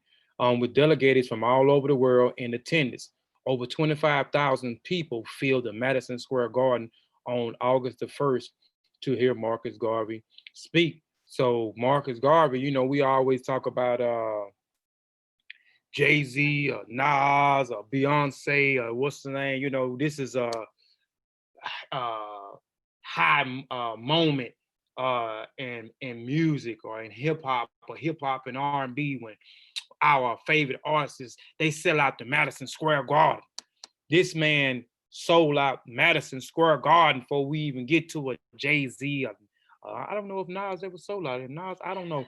But, you know, Beyonce and all these other guys, you know, selling out the Madison Square Garden. This man had 25,000 people in 1920 to fill up the Madison Square Garden just to hear him speak, man. So that was big in itself. Here is the Universal African Motor Corps, the UAMC, served as the women military auxiliary, and similar to men, they were to be trained in military discipline by the office of the UAL and trained to drive and repair cars. So the UNIA, man, they had a motor corps, you know, a branch for the women, you know, so the UNI had a military. And not only was there women trained in military discipline, man, but, you know, they was trained, you know, to repair cars. So they were motor, what you call them, auto mechanics. So, excuse me, here you have the legions, as they were nicknamed, served as a paramilitary auxiliary for the national and local division. Although the legions were organized in late 1919, they became an official auxiliary during the 1920 UNIA convention. Their emblems of office, coat of arms, was crest with a shield bearing a color of a red African and green. So here is the military auxiliary for the UNIA, right here. These brothers right here, they look sharp too. Almost look like, wow, them uniforms almost look like the uniform that his dad had on, the picture that I showed y'all with him, his mother, and his dad. I'll show that picture again. Them uniforms almost look the same. Our students are eager to grab and start throwing the spears. Yes, sir. Hold on.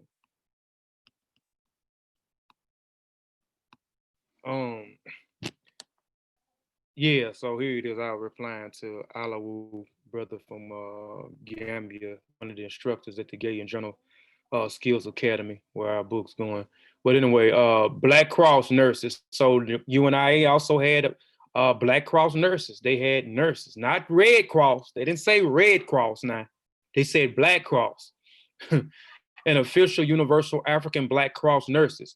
It is an international organization of nurses, which was founded in 1920 based upon the model of the Red Cross.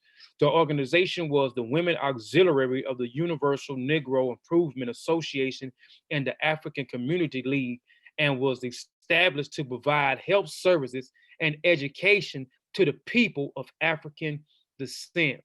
So the UNIA not only had a branch, a military branch for the women and the men, they also had their own Black Cross nurses, an organization full of nurses who also provided health services for the community and educated the people of African descent, man.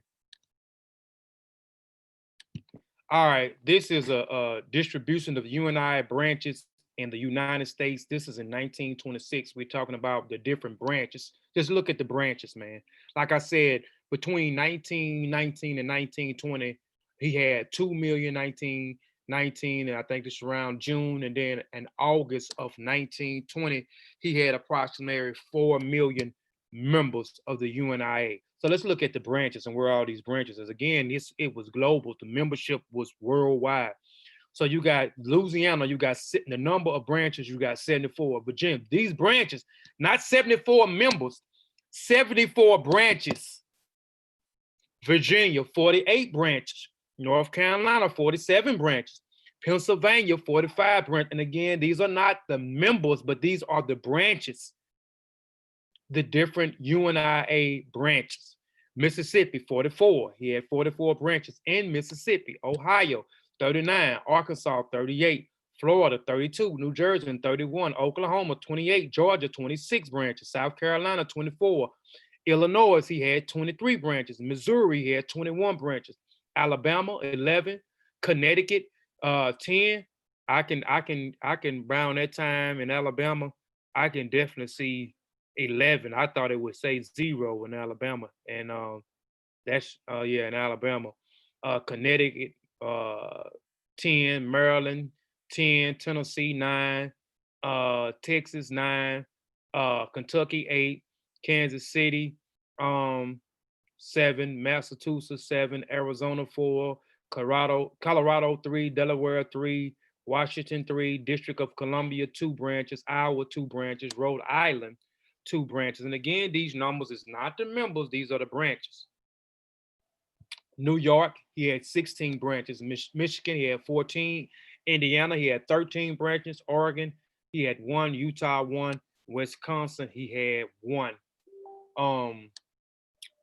In Cuba, this is the distribution of the UNI branches outside, and I'll give y'all where I got these numbers from.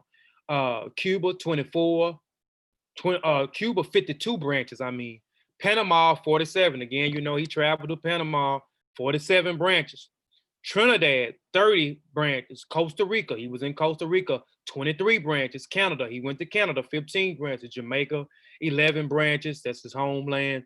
Spanish, Codorus, he had 8 branches. South America, he had 8 branches. So the UNIA was in Africa now. British Guiana, 7. Colombia, 6. The Dominican Republic, 5 branches. Guatemala, 5 branches. Nicaragua, 1 branches. Barbados, he had 4 branches. The Canal Zone of Panama, he had 2. Southwest Africa, he had 2 branches. Wales, he had 2 branches. Antigua, he had 1. Australia, 1. He had traveled to Australia earlier, way before we got to the United States as well. Bermuda, 1. Brazil, 1. Dominica, 1. Dutch Guiana, 1. Ecuador, 1. We know he went to Panama and Ecuador. He had a job there and got ran out. Grenada, 1. Haiti, he had 1 branch. Nevis, he had 1 branch. And in Nigeria, he had 1 branch. Mexico, British Honduras, he had 4. Mexico, he had 4 branches. Sierra Leone, he had 3 branches. England, 2 branches. Gold Coast, the Ivory Coast, he had 2 branches.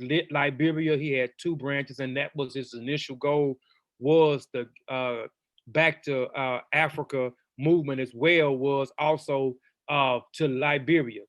But Bahamas, he had 21 branches. Puerto Rico, he had 1 branches. St. Kitts, he had 1 branch. St. Lucas, he had 1 branch. St. Thomas, he had 1 branch. St. Venice, he had 1 branch. Venezuela, he had 1 branch. So this timeline can kind of, with these branches, you can kind of see the logistics that they wasn't lying. Those numbers was not being finessed. Marcus Garvey, between 1919 and 1920, up until 1960, this man had 2 to 4 million members globally, worldwide. So it was not just in Jamaica, where the UNIA was founded in 1914, or in the United States when the UNI was founded in 1917 in the United States. It was globally. He had members worldwide, over 4 million members. All these branches that he had everywhere. And the sources that I got this is from the data of the UNI Central Division, New York files. the Schomburg's Collection, New York Public Library. So you can also go look these numbers up for yourself and see these numbers for yourself. So an important conclusion to the drawn from the figures of this chapter, and the UNIA continues to expand after Garvey's 1925. So I didn't go into a whole bunch of other stuff because we know that later on, we know Marcus Garvey was supposed to be there 5 months. He ended up being there for years. And we know later on that we know when we talk about the FBI, we talk about J. Edgar Hoover, we talk about the district attorney that son somebody that plotted to shoot Marcus Garvey. Marcus Garvey was shot and wounded, and over this investigator, district attorney who was investigating the UNIA all of these years trying to figure out to get Marcus Garvey caught up in any type of illegal activity, but did not find any illegal activity.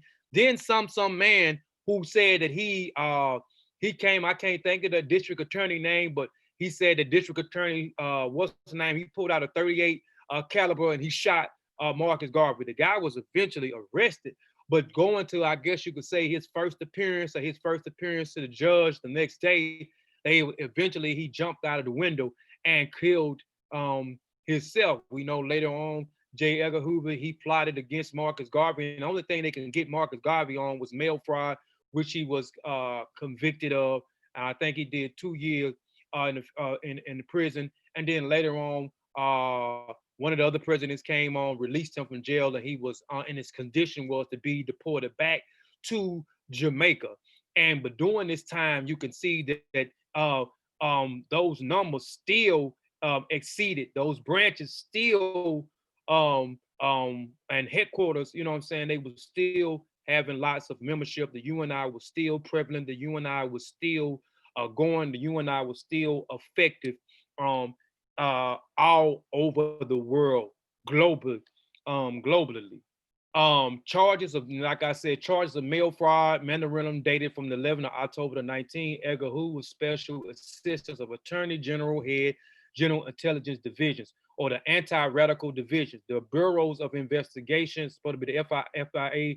After 1935, the Federal Bureau of Investigations wrote the Memorandum of Special Agents Ridge regarding Marcus Garvey. In the memo, Hoover wrote that, unfortunately, however, Garvey has not yet violated any federal laws whereby he could be proceeded against on the grounds of being an undesirable alien for the points of view of deportation. So they start off, and we know J. Edgar Hoover, anytime that this man seen where we was trying to liberate ourselves and we have certain people that was the head or leadership over this movement, you know, he will always come in and set up agents. And they did plant agents in the UNIA.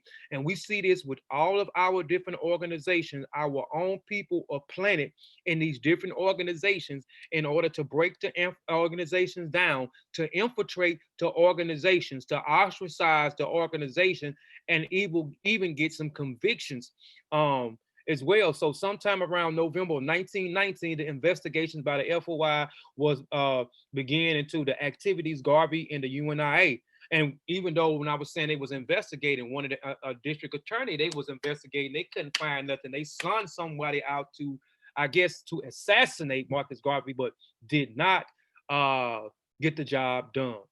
UNI ended. FBI hired James Edward Amos, Arthur Lowell Brent, Thomas Leon Jefferson, James Worley Jones, and Earl E. Titus, and the first 5 African-American agents. Although initially efforts by the FBI were to find grounds upon which deports Garvey as an undesirable alien. A charge of mail fraud was brought against Marcus Garvey in connection with the stock sales of the Black Star line after the U.S. Post Office and the Attorney General joined the investigation. So they ended up getting Marcus Garvey on some chumped up charges for mail fraud, but they had been investigating this man. This man, like I said, had a great influence. He influenced everywhere. The UNI became globally. They said had its Black Line stores, grocery chain stores,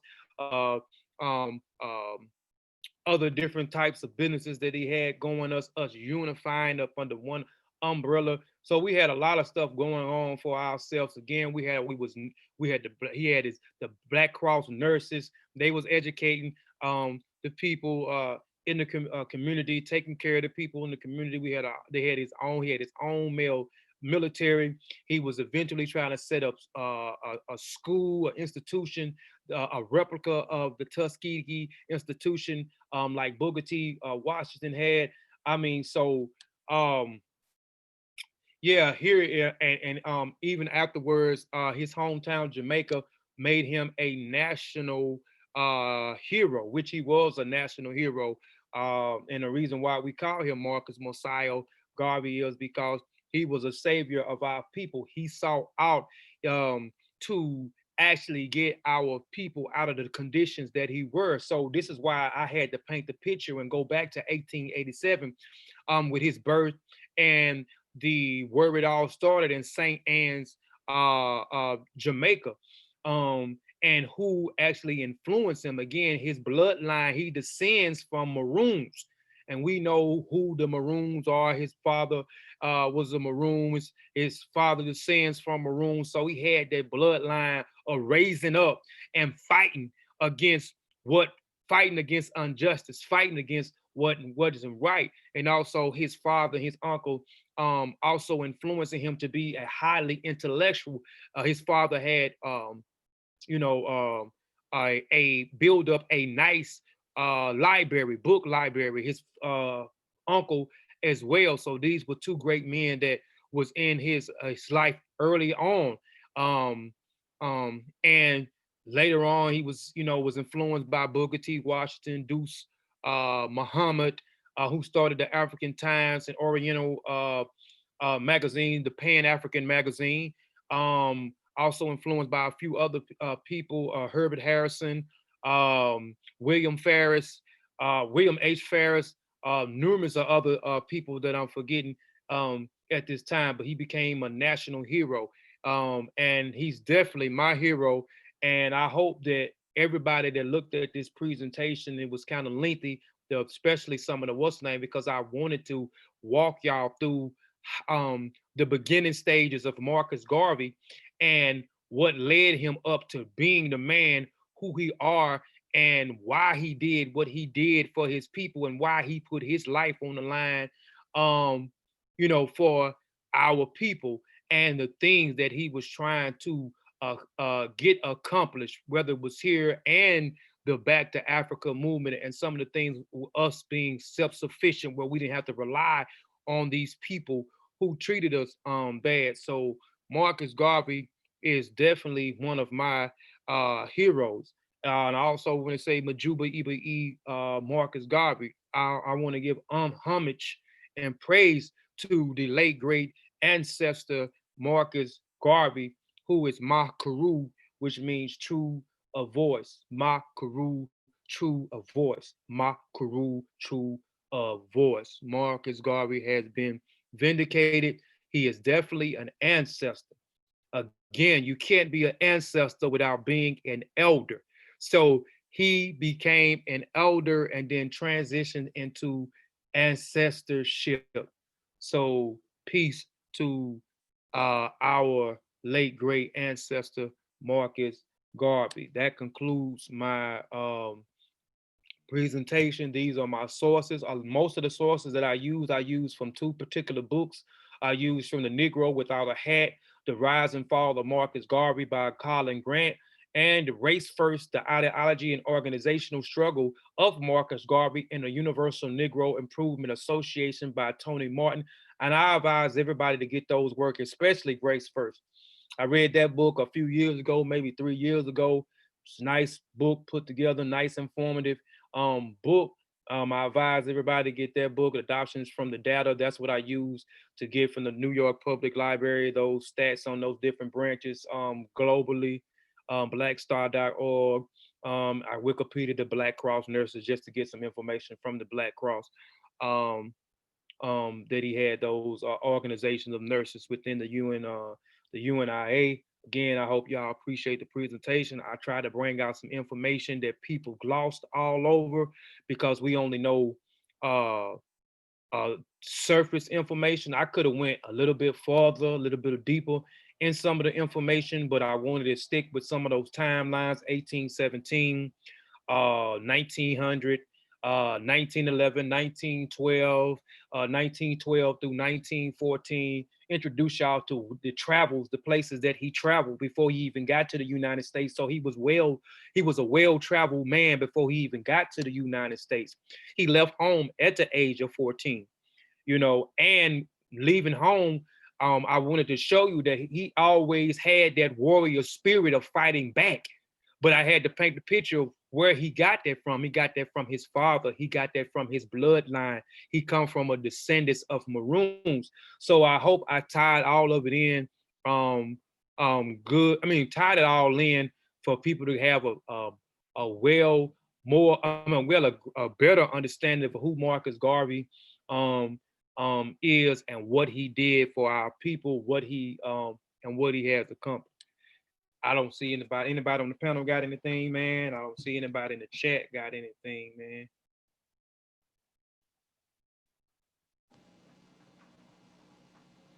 Great bill, Kofi. Great bill.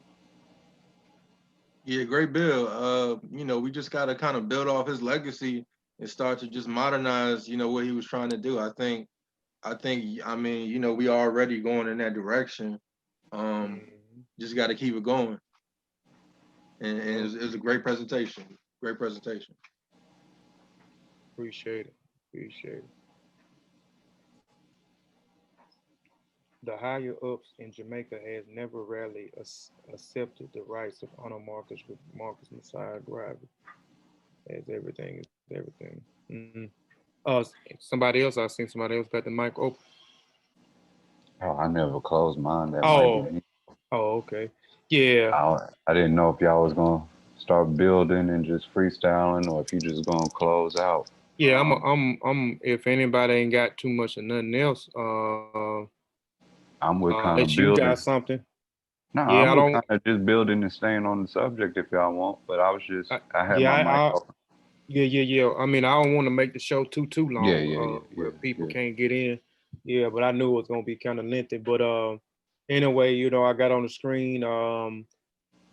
Please go subscribe to these are all of our channels right here. So please go, if you look, you're on Kofi Piesie TV right now. This is Kofi Piesie Research Team official YouTube channel.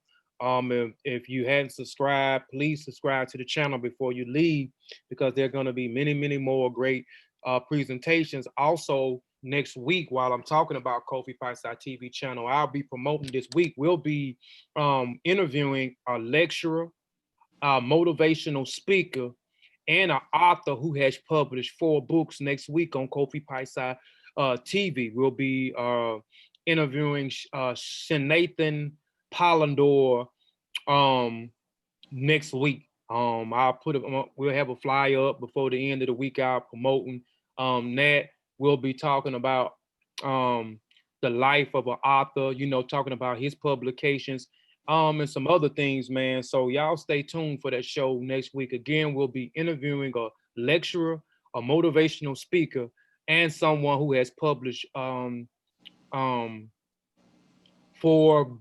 publications. And be looking out for the near future. Coming soon, hopefully in another month or so.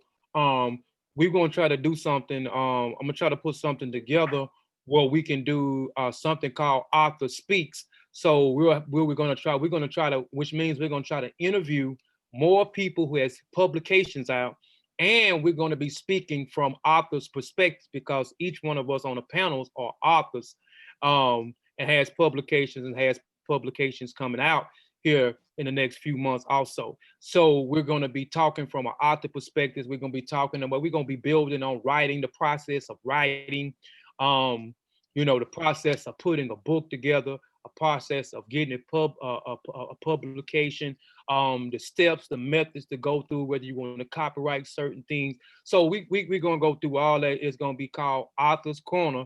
That's coming real soon. So we're going to first demonstrate that with this first interview that we have by Sir Nathan Polidor. You can go look him up on Facebook right now. Sir Nathan Polidor. Again, he's a lecturer, a motivational speaker. He's out of Louisiana, and he has 4 publications out. He has another publication coming out this year, which would be his 5th publication. And then the top of next year, he's putting out his 6th publication. And I'll be in that 6th publication. I'll be writing the introduction or the forward, but I'll let him speak more about that when we interview him next week. So please, if you hadn't, please go subscribe to KofiPiesie.tv.com. We all will be interviewing that brother next week. I said we all now. I ain't gonna be the only one asking questions now. So y'all, the rest of you brothers of Kofi Piesie research team, y'all get y'all questions together. That's what go check him out on Facebook. See some of the things he got going on his Facebook. Look at his, his what day is that, Kofi? It's next Sunday. We doing it next Sunday at 3 p.m. Central Standard Time. We'll be interviewing that brother. I see you already done subscribed to his channel. That's a channel, but to you his friend on Facebook, T'Challa. Yeah, I commented on a post he had the other day. Yep. Yeah, I seen it. Also go subscribe to Niger Valley Civilzation. That is our brother Sutekh, Akande. Sutekh, Akande, Iyanu, Oluwa's channel, Niger Valley Civilzation. So please go subscribe to that channel. Also go subscribe to Mossi Warrior Clan YouTube channel. I'll be back on there pretty soon. My writing been stopping me from actually been doing a lot of presentations. Y'all know I'm back and forth from Kofi Piesie TV to Mossi Warrior Clan, back and forth, or even presenting twice in one day, one on Mossi, then the other one on Kofi Piesie TV. But due to a lot of writing, I hadn't been able to do a lot of presentations. So I've been able to sneak in a presentation here and there, and that was the one from today, and the one from last week. The slides I was able to put together, but I'll be back on there soon. Shawn is posting this small clip. It's on Mossi Warrior Clan, so go on Mossi Warrior Clan. We still educating on that channel, so he's putting out small clips, 2 or 3 videos of brief information about certain things in West Africa. But I'll be back on there soon with the I'll be doing some on the Zulu tribe. I'll be going more in depth with the Zulus. Where did the Zulu actually arrive from? Who is the Zulu? I'll be talking about Shaka Zulu, which that'll be later on in the presentation. But I'll be looking forward for that. That's coming soon to my Warrior Clan YouTube channel. I don't know when. I got a few other little things I'm trying to get wrapped up. So once I get those wrapped up, I'll start and finish. I already know where I want to go with it, but I just got to get some more time. Also, go subscribe to the Chronicles of Nygahtry. That is our newest brother, Chris Marshall. If y'all don't know who Chris Marshall is, please go to his Facebook page. It's Chris Marshall's. And also, if you had subscribed to his channel, please go subscribe to the Chronicles of Nygahtry. He also has another channel with his wife. It is called Omni Africa Collective. They also have a movement, the Omni African Movement.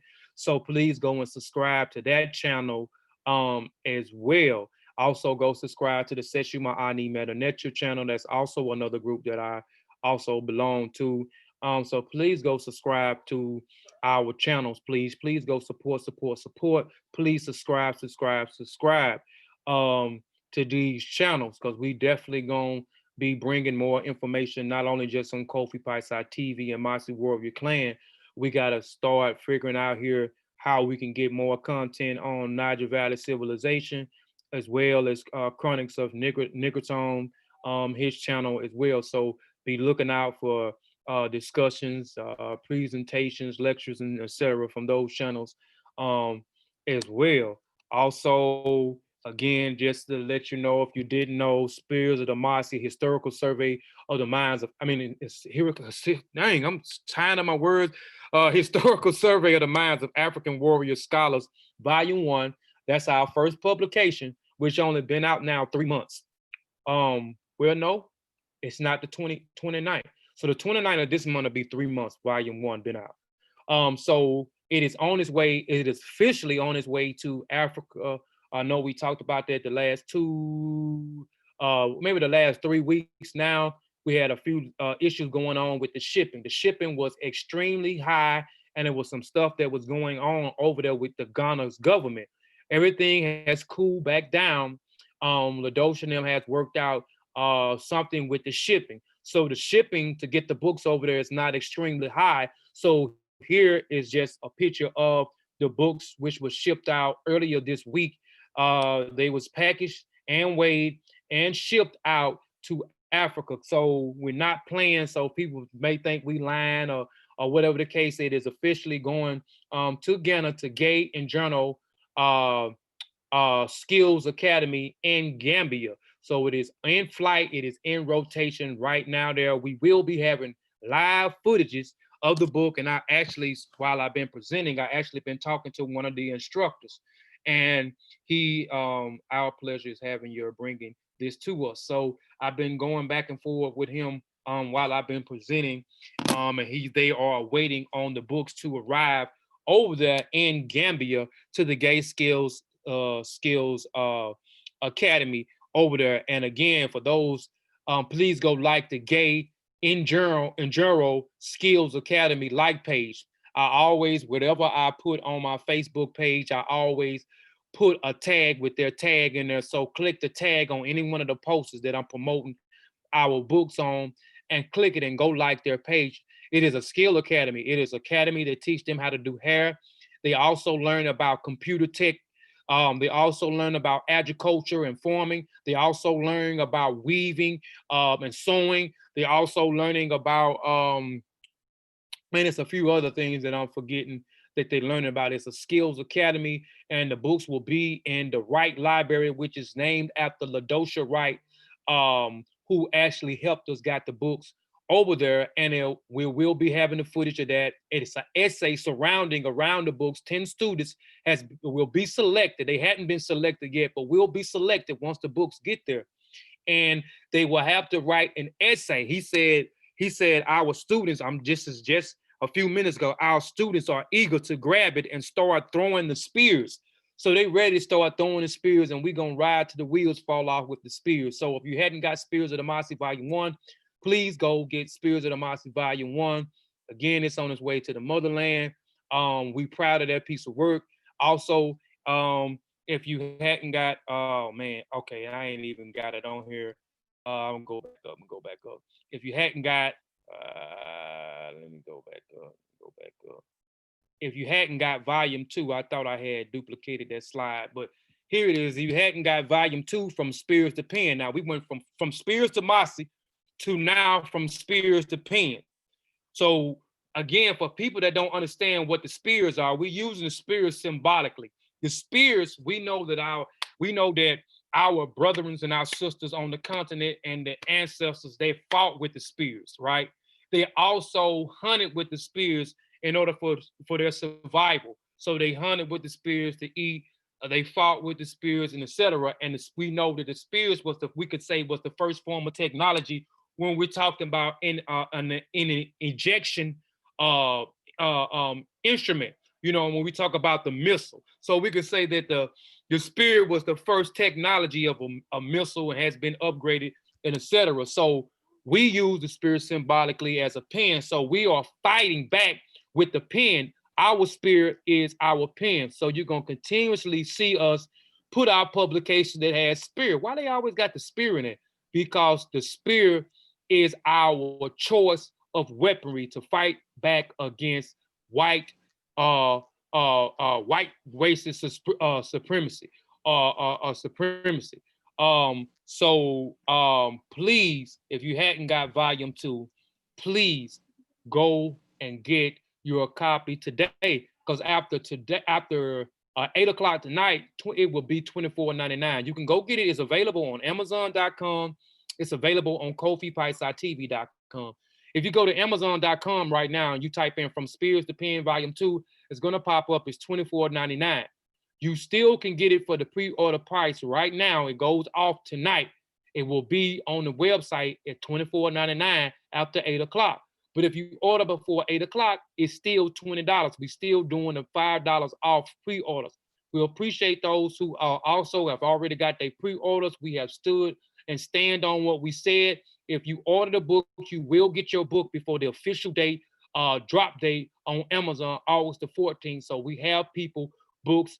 It has arrived, and people books arrive right after the date. So people that has to go on Amazon and order today, they gotta wait a week or two before they get their books. You already got your books, or your books are already in motion, getting to you. So appreciate those who supported already. Appreciate those who's going to be supported in the future. And if you want the book for $20 right now, volume 2, I advise you to get it before 8 o'clock tonight, because after 8 o'clock tonight, the book will be the same price that it is on Amazon.com, and that is $24.99. If you don't have both copies, please go and get both copies. And also be looking out, like I said, in between times, we're not going to speak about it now, but we have some individual projects coming out. And our newest member, Chris Marshall, is on 2 of those different projects that's coming out. He's not in volume 1, volume 2, but he will be in 2, I would say 2 of my publications in October. But we have something coming out in September that we'll speak on, and then we'll speak on later about those 2 publications in October. And then on Black Friday, we will be releasing on Black Friday, I think, which is the 27th of November, we will be releasing Spiritual Warfare. Spear, S-P-E-R. Again, we're going to keep riding out with the spear. Spirituality Warfare, Volume 3 will be released on Black Friday. And surrounding around the Christmas time, we'll be doing a 3-deal book around Kwanzaa. We'll do a 3-deal book around Kwanzaa. I don't know what their price will be. But again, man, we'll appreciate everybody for supporting the team, man. We greatly appreciate it. I appreciate everybody that stayed the duration of the show. Because I know over here, like I said, I just keep reiterating, and I know why people say, why he always talking about this? Because I see people come in the chat and I see people drop out of the chat. Once they don't see the entertaining aspect over here where we cussing and fussing at each other, we cussing and fussing and cussing other people's others out, you know what I'm saying? They eventually shoot off, or we not talking about astral projecting, or we talking some type of pseudoisms.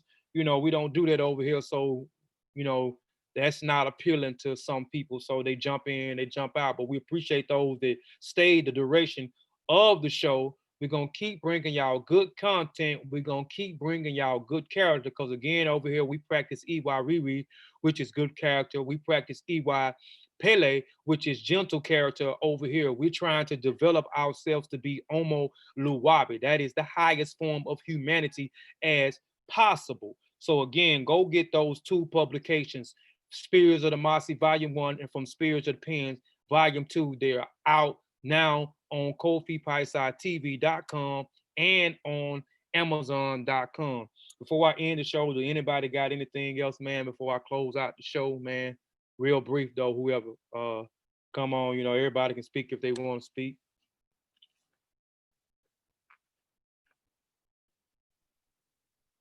Yeah, man, just great, great presentation.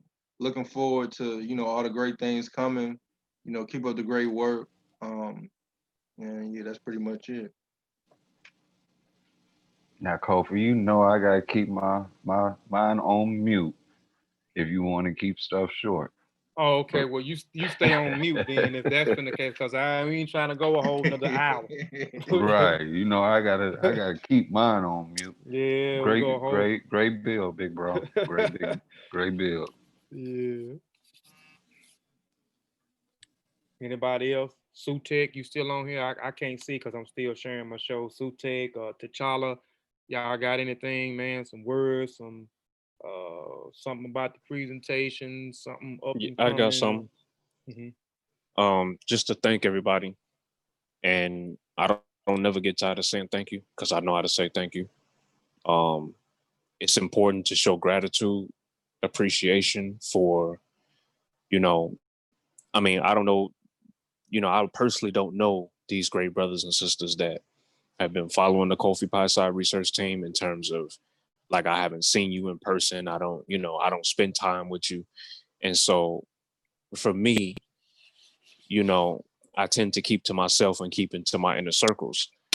And so for people to support the Kofi Piesie research team, You know, obviously we up here putting out information publicly and we're reaching out to the public, but that don't mean that the public has to receive us. You know, and true, we not on here going back and forth arguing, cursing, and this ain't I love hip, love and hip hop, and this ain't that kind of show.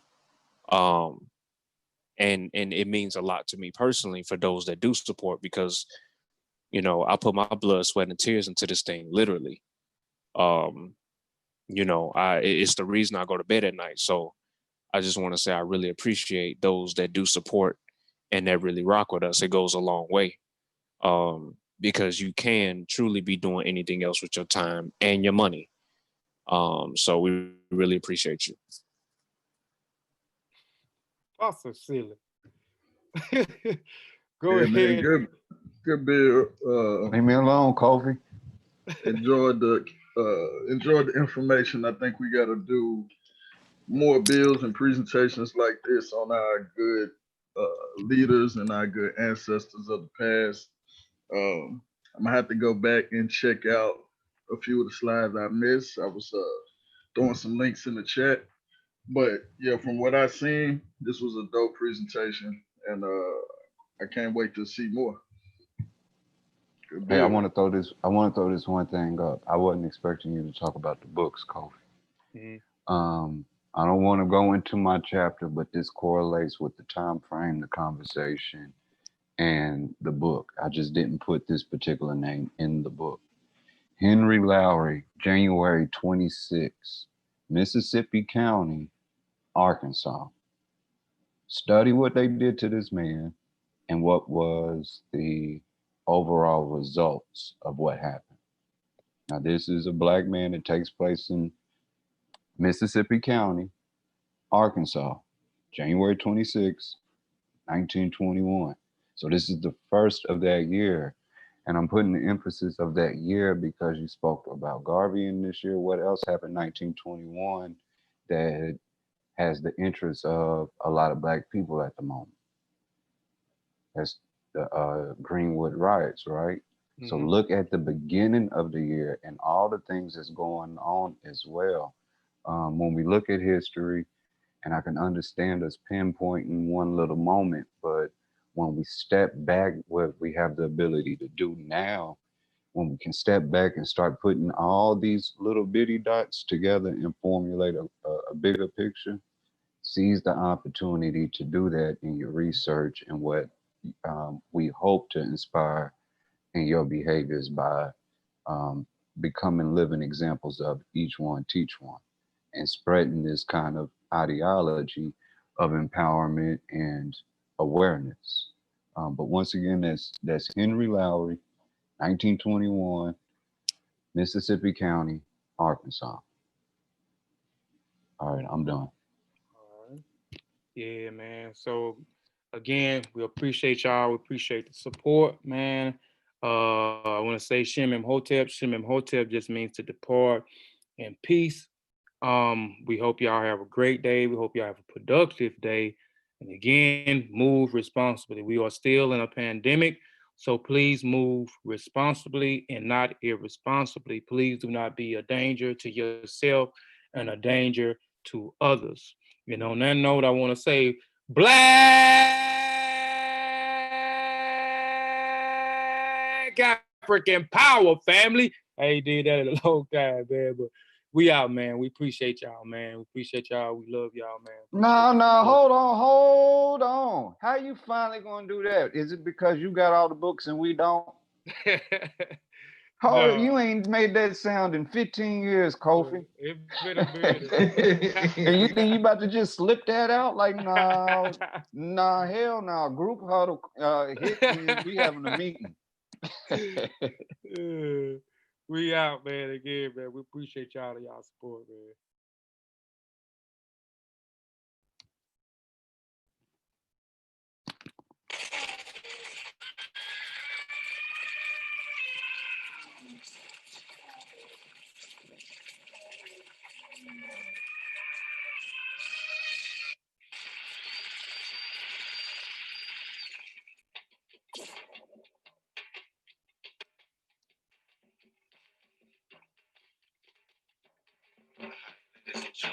books was in. The books.